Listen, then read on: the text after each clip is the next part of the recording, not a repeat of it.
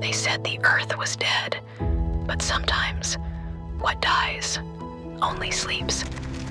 The end was never a place. It was the sound of the earth, trying to remember who it was.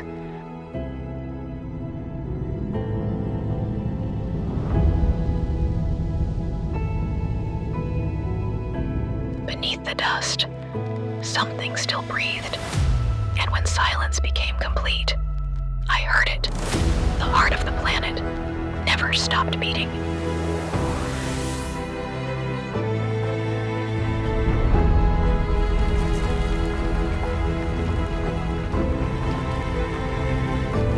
I fell, not to die, but to cross over.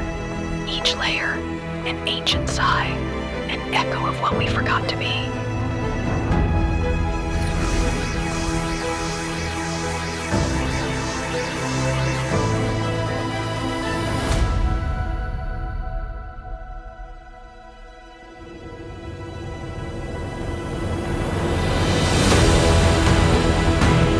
There was life beneath our feet, a civilization woven from energy and memory. They didn't flee, they waited. The earth wasn't dead. She was dreaming.